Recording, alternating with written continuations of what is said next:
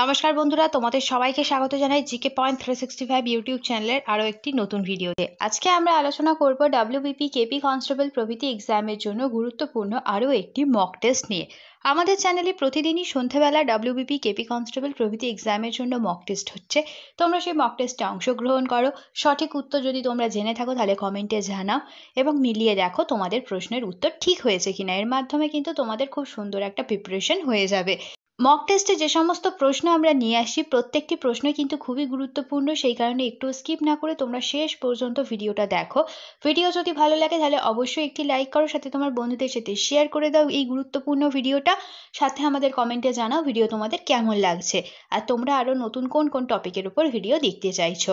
Video যদি ভালো লাগে তাহলে কিন্তু অবশ্যই আমাদের চ্যানেলটাকে সাবস্ক্রাইব করে পাশে থাকা বেল বাটনটা ক্লিক করে অল করে রাখো ফর অল নোটিফিকেশন, যাতে সবার প্রথমে আমাদের ভিডিও নোটিফিকেশন তোমার কাছে পৌঁছে যায়। তাহলে চলো আজকের ভিডিওটা শুরু করা যাক। প্রথম প্রশ্ন, বর্ডার রোডস অর্গানাইজেশন BROর নতুন ডিরেক্টর জেনারেল পদে নিযুক্ত হলেন কে? তোমরা যদি সঠিক উত্তর জানো তাহলে আমাদের অবশ্যই কমেন্টে জানাও। সঠিক উত্তর হয়ে যাবে অপশন বি, রঘু শ্রীনিবাসন। পরের প্রশ্ন দেখি, press trust of India PTI বোর্ডের চেয়ারম্যান পদে নির্বাচিত হলেন কে? সঠিক উত্তর KN সান্ত। পরের প্রশ্ন, গণিতে 2023 সশস্ত্র রামানুজ প্রাইজ পেলেন কে? রুসিয়াং ঝাং। পরের প্রশ্ন দেখি, ভারতে বেস্ট স্মার্ট সিটি তকমা পেল কোন শহর? তোমরা যদি সঠিক উত্তর জানো তাহলে অবশ্যই আমাদের কিন্তু কমেন্টে জানাও। এখানে সঠিক উত্তর হয়ে যাবে অপশন বি, ইন্দোর। পরের প্রশ্ন দেখি, সর্বাধিক প্রাকৃতিক গ্যাস কোথায় উৎপন্ন হয়? সঠিক উত্তর কি হবে? সঠিক উত্তর হয়ে যাবে অপশন বি, অসম। পরের প্রশ্ন, পশ্চিমবঙ্গের বিধানসভার আসন সংখ্যা কত? পশ্চিমবঙ্গের বিধানসভার আসন সংখ্যা হলো 294টি। অপশন সি সঠিক উত্তর। ভারতের দীর্ঘতম সেচ খাল কোনটি? চারটি অপশনের মধ্যে সঠিক উত্তর হয়ে যাবে ইন্দিরা গান্ধী খাল। পরের প্রশ্ন, ভারতীয় সংবিধানের প্রস্তাবনা কোন দেশের সংবিধান থেকে গৃহীত? তোমরা যদি সঠিক উত্তর জানো অবশ্যই তাহলে কমেন্টে কিন্তু জানাও।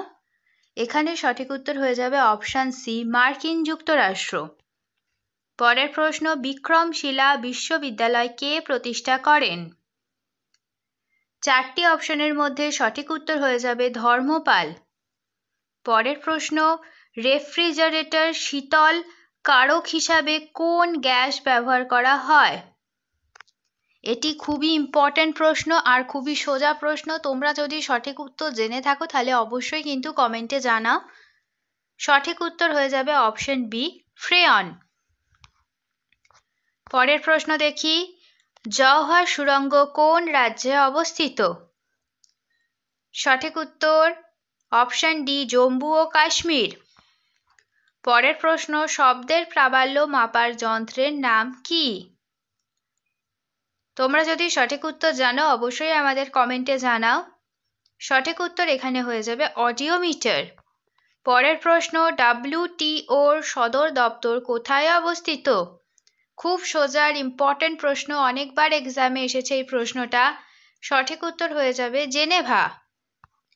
প্রশ্ন, 2024 সালের প্যারিস অলিম্পিকের জন্য ভারতের চিফ দ্য মিশন পদে নিযুক্ত হলেন কে? চারটি অপশনের মধ্যে কোনটি সঠিক উত্তর? তোমরা যদি জানো তাহলে অবশ্যই আমাদের কমেন্টে জানাও। সঠিক উত্তর হয়ে যাবে অপশন এ, মেরি কম।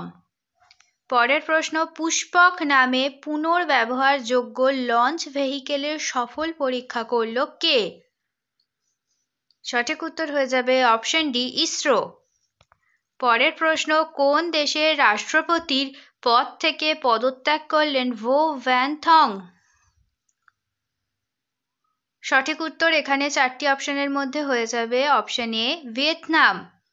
পরের প্রশ্ন, প্রথম ভারতীয় ব্যাটসম্যান হিসেবে 12,000 T20 রান সম্পূর্ণ করলেন কে?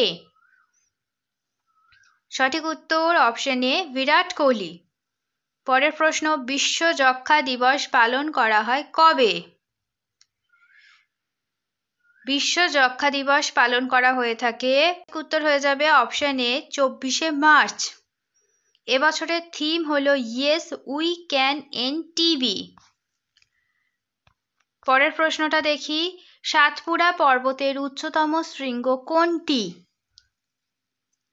তোমরা যদি সঠিক উত্তর জানো তাহলে অবশ্যই আমাদের কমেন্টে জানাও। এখানে সঠিক উত্তর হয়ে যাবে অপশন বি ধূপগড়। চলো আমরা আরো কিছু গুরুত্বপূর্ণ পর্বতের উচ্চতম শৃঙ্গ সম্পর্কে জেনে নিই। এই রকম প্রশ্ন তোমরা পরীক্ষাতে কিন্তু পাবে, সেই কারণে এটা তোমরা নোট ডাউন করে নাও। আন্নামালাই পর্বতের উচ্চতম শৃঙ্গ হলো আনাইমুদি, হচ্ছে 2695 মিটার। নীলগিরি পর্বতের উচ্চতম শৃঙ্গ হলো দোদাবেতা, এর উচ্চতা হচ্ছে 2637 মিটার। এরপরে হচ্ছে পূর্বঘাট পর্বত। পূর্বঘাট পর্বতের উচ্চতম শৃঙ্গ জিন্দাগাড়া, এর উচ্চতা 1690 মিটার। এর পরবর্তী মহাকাল পর্বত, এর উচ্চতম শৃঙ্গ অমরকণ্টক, 1057 মিটার। আর শেষে আসছি আরাবল্লী পর্বত, এর উচ্চতম শৃঙ্গ হচ্ছে গুরু শিখর, এর উচ্চতা 1722 মিটার। পরের প্রশ্ন চলো দেখি, গিরনার পর্বত ভারতের কোন রাজ্যে অবস্থিত? খুব একটা সোজা প্রশ্ন, এই প্রশ্নটাও কিন্তু অনেকবার পরীক্ষায় এসেছে। গিরনার পর্বত ভারতের গুজরাট রাজ্যে কিন্তু অবস্থিত। পরের প্রশ্ন দেখি, নিচের কোনটি একটি উদ্ভিদ হরমোন? সঠিক উত্তর হয়ে যাবে সাইটোকাইনিন। এই উদ্ভিদ হরমোনটি কি করে? উদ্ভিদের কোষ বিভাজনে সাহায্য করে থাকে। পরের প্রশ্ন, ভারত শাসন আইন কত সালে পাশ হয়? সঠিক উত্তর 1935 সালে।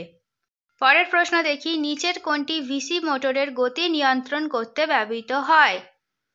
সঠিক উত্তর হয়ে যাবে অপশন বি থাইরিস্টর। এবার আমরা কিছু গুরুত্বপূর্ণ যন্ত্রের নাম এবং সেটি কি কাজে ব্যবহৃত হয় দেখে নিই। অ্যামমিটার, বৈদ্যুতিক প্রবাহ পরিমাপের যন্ত্র। অ্যানিমোমিটার, বায়ুর গতিবেগ পরিমাপের যন্ত্র। অডিওমিটার, শব্দের তীব্রতা পরিমাপক যন্ত্র। ব্যারোমিটার, বায়ুচাপ পরিমাপের যন্ত্র। স্ফিগমোম্যানোমিটার, রক্তচাপ নির্ণায়ক যন্ত্র। পরের প্রশ্ন, কোন রাজ্যে সবচেয়ে বেশি লবণ উৎপাদিত হয়? সঠিক উত্তর হচ্ছে এখানে অপশন সি গুজরাট। কেরল রাজ্যে সবথেকে বেশি রবার পাওয়া যায়। কর্ণাটক রাজ্যে পাওয়া যায় কফি, আর মধ্যপ্রদেশে পাওয়া যায় সয়াবিন। পরের প্রশ্ন দেখে নিই, জ্যামিতির জনক কাকে বলা হয়? খুব সোজা উত্তর আর ইম্পর্টেন্টও সাথে। সঠিক উত্তর হয়ে যাবে অপশন ডি ইউক্লিডকে বলা হয় জ্যামিতির জনক। এবার কিছু বিষয়ের জনক সম্পর্কে আমরা জেনে নিই। গণিতের জনক হলেন আর্কিমিডিস। বীজগণিতের জনক হলেন আল-খাওয়ারিজমি। রাষ্ট্রবিজ্ঞানের জনক হলেন অ্যারিস্টটল। আধুনিক রাষ্ট্রবিজ্ঞানের জনক হলেন নিকোলো ম্যাকিয়াভেলি। অর্থনীতির জনক হলেন অ্যাডাম স্মিথ। আধুনিক অর্থনীতির জনক হলেন পল স্যামুয়েলসন। পরের প্রশ্ন দেখি, পরমেশ্বর কার উপাধি? সঠিক উত্তর হয়ে যাবে দ্বিতীয় পুলকেশী। এবার আমরা কিছু গুরুত্বপূর্ণ ব্যক্তির উপাধি সম্পর্কে জেনে নিই। বিম্বিসার, শ্রেণিক, বিন্দুসার, অমিত্রাঘাত, অজাতশত্রু, কুনিক। কনিষ্ক ওকে বলা হয় দ্বিতীয় অশোক, আর সমুদ্রগুপ্তকে বলা হয় ভারতের নেপোলিয়ন। শেষ হলো আজকের ভিডিও। আজকের পর্বে আমরা ডাব্লিউবিপি কেপি কনস্টেবল এক্সামের জন্য আরও একটি গুরুত্বপূর্ণ মক টেস্ট নিয়ে আলোচনা করলাম। প্রত্যেকটি মক টেস্টে আমাদের কিছু গুরুত্বপূর্ণ জিকে প্রশ্নের উত্তর থাকছে। তোমরা আমাদের মক টেস্টে অংশগ্রহণ করো, কমেন্টে সঠিক উত্তর লেখো, দেখো তোমাদের উত্তর মিলছে কিনা আমাদের সঠিক উত্তরের সাথে। এর মাধ্যমে তোমাদের খুব ভালো একটা প্রিপারেশন হয়ে যাবে। ভিডিও যদি ভালো লাগে তাহলে অবশ্যই একটি লাইক করো, সাথে তোমার বন্ধুদের সাথে শেয়ার করে দাও এই ভিডিওটা। আমাদের মক টেস্টে তারাও অংশগ্রহণ করুক। ভিডিও যদি ভালো লাগে তাহলে অবশ্যই কিন্তু আমাদের চ্যানেলটিকে সাবস্ক্রাইব করে পাশে থাকা বেল বাটনটা ক্লিক করে রাখো এরকম গুরুত্বপূর্ণ ভিডিও নোটিফিকেশন সবার আগে পাওয়ার জন্য। তাহলে চলো দেখা হচ্ছে তোমাদের সাথে আমাদের পরবর্তী ভিডিওতে। ততদিন তোমরা আমাদের ভিডিও এইভাবেই দেখতে থাকো, আমাদের আরও উৎসাহিত করতে থাকো। ধন্যবাদ।